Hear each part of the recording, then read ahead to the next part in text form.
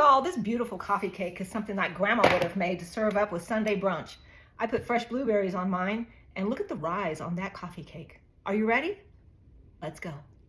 Prepare a 10 by 15 jelly roll pan and heat your oven to 350. 1 cup of softened butter, that's 2 sticks. And as always, I'm gonna soften mine in the microwave. I got distracted looking for my vanilla and I softened the butter a little bit too much. Oh well, I'll make it work. Add in 1 3/4 cup of granulated sugar. Beat the butter and the sugar together. Beat in 4 large eggs. 1 teaspoon of vanilla. Beat that again.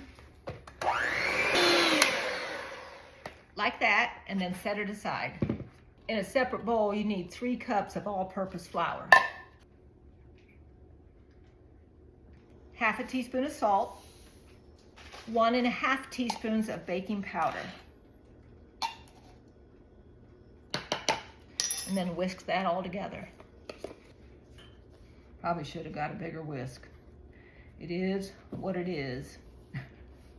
Stir all that in there just until it's combined. And then you want to save back 1 cup of this dough. I'm going to put it in here because you're going to use that for a topping later. It's all combined. I'm just going to put about like a cup of this over here in this bowl because that'll go on the topping. That'll go on top. That looks like about a cup. Now you have to spread your dough into this pan. I'm going to use this to help scrape it off, but I'm going to spray it a little bit first. And if anybody walks on my kitchen floor, you're going to slide. I can't tell you how many times I've slid in this floor because of all the cooking spray. And yes, I mop my floor. There we go. Just spread it evenly in your pan.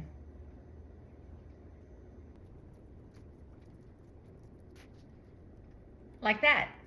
Need a can of pie filling. This one is 21 ounces, blueberry pie filling, and then you spread it evenly over the top of the cake layer.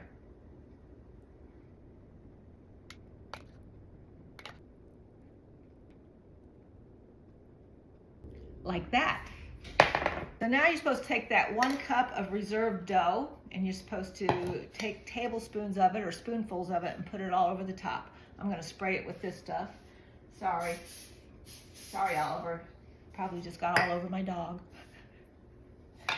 And just take spoonfuls and put it on top, just like that. And then bake it in a 350-degree oven for 35 to 38 minutes. I'm going to start mine at 36. Just took it out of the oven. There she is. And now she has to sit and cool. Whew, smells good.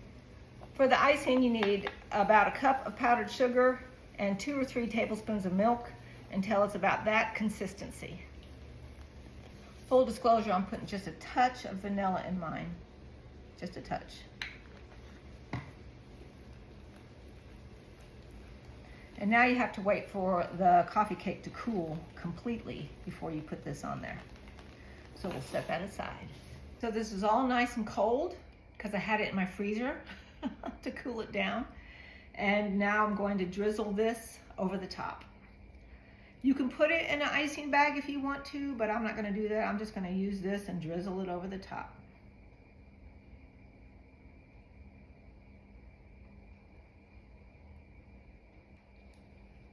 I have a few fresh blueberries that when I serve this up for Dad and Aunt Norma tonight for supper, I'm going to go ahead and add a few fresh blueberries on the side.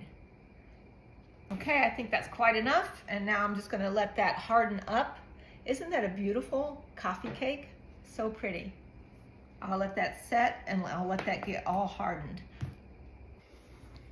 Okay, as promised, I put fresh blueberries on this coffee cake. Look at the rise on that coffee cake. Nice and airy. Isn't that beautiful? Blueberry coffee cake. So let's take a taste.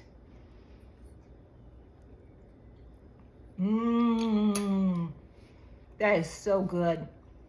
And I made that to go with this supper that I made, easy Swedish meatballs and Mississippi Queen's recipe for green beans. Altogether, this is a wonderful meal. And you guys, you need to make that. You can find these recipes that I posted earlier. Yum!